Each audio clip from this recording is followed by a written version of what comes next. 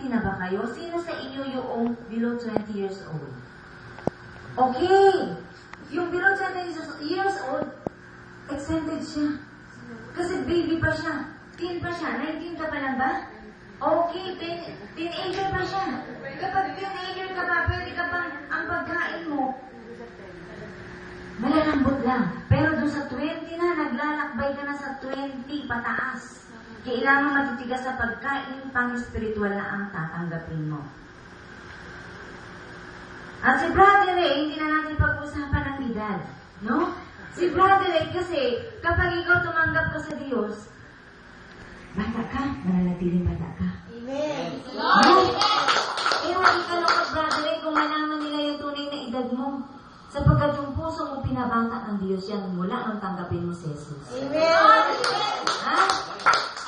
Ano yung magandang balita? Mananatili kang bata. Oras na masumpungan mo ang nagpapabata. Ha? Sapagkat ang puso ng mga taong nakakatip sa Diyos ay mananatiling sariwa. Amen. At kapag sinabing sariwa, bata yan. Amen? Ha? Hindi ko na pakikialaman yung buhay nyo. Para naman, huwag kayong masaktan ng todo-todo. Sasabihin ko lamang lahat ng tao ay nagkasala. At alam natin lahat yan. Amen. Praise the Lord. Amen. So, ang gagawin natin ngayon,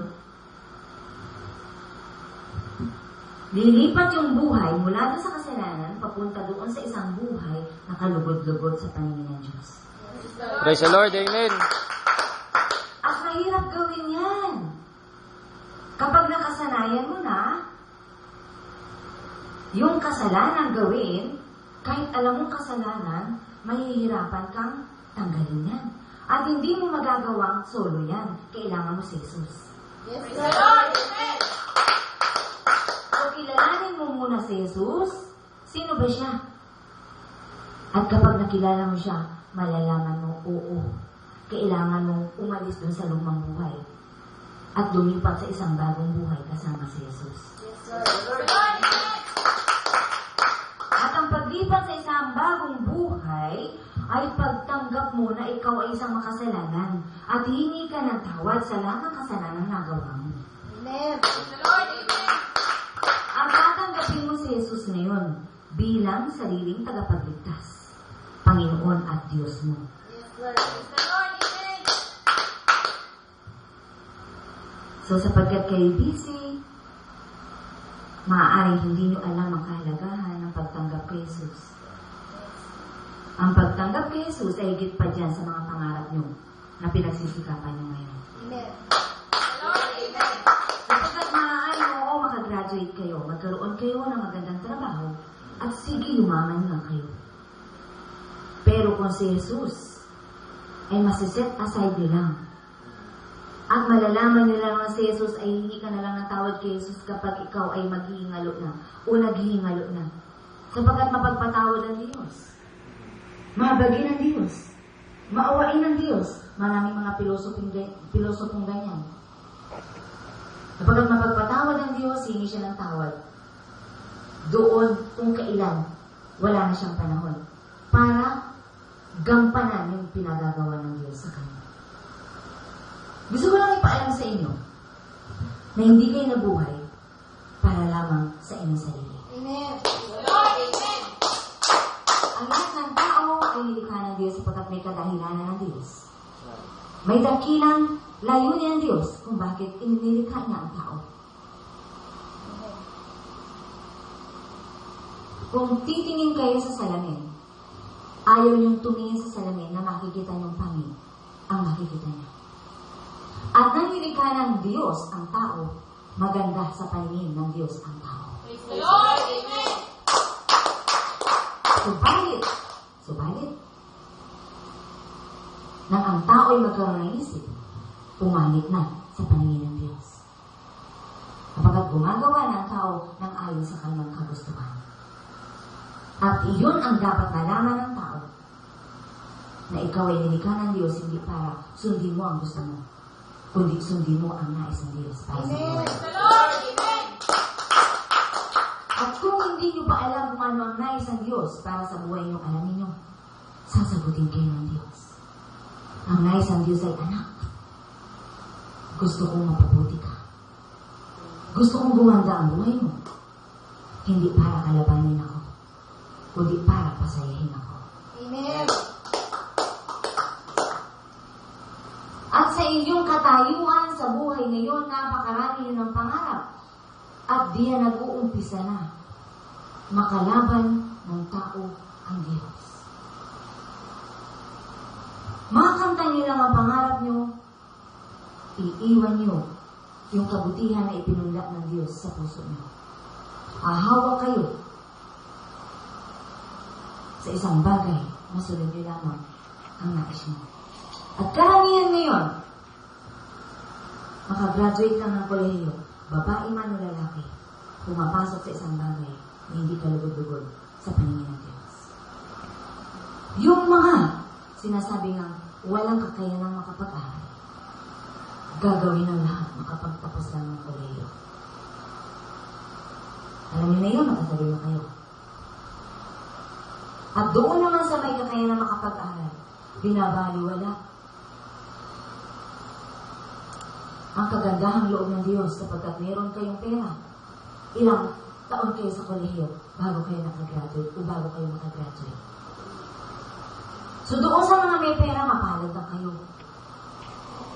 Sapagkat maluwag sa inyo ang makapagtapos ng kolehiyo. Pero, nakakalungkot isipin, hindi nyo inaari na yung inyong katayuang maganda ay galing sa Diyos. Inaari nyo galing yan sa magulang nyo sapagkat ang magulang nyo ay may negosyo, ang magulang nyo ay galing sa isang maraming pamilya.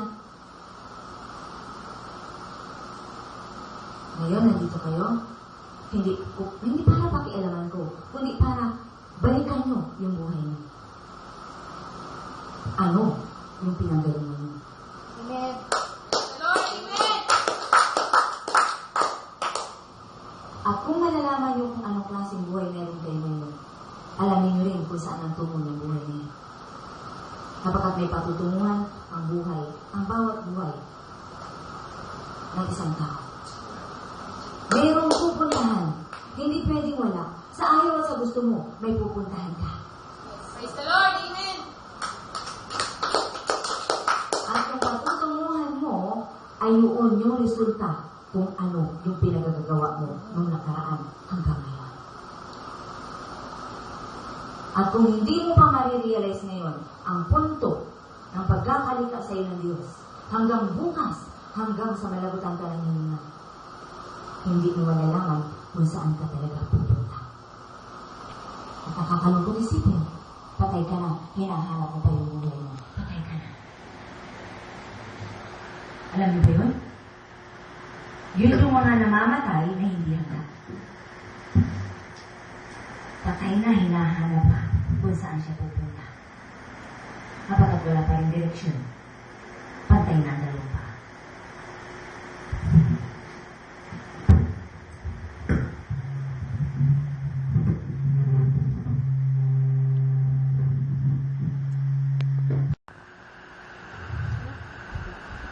Gusto ko sanang maging memorable yung birthday ni Brother Ray. Kasi magiging masaya lamang siya kung bukas sa pagsasama niyo hanggang sa graduation day niya ay meron kayong maipapakita sa kanya na pulot kayo sa birthday niya. Doon sa mga nasa sitwasyon na naghahanap pa ng sagot. Ang sagot, alam niyo kung saan makukuha? Tumawag kayo sa Ama, sa Diyos Ama, sa ngalan ni Jesus. Amen. Lord, amen.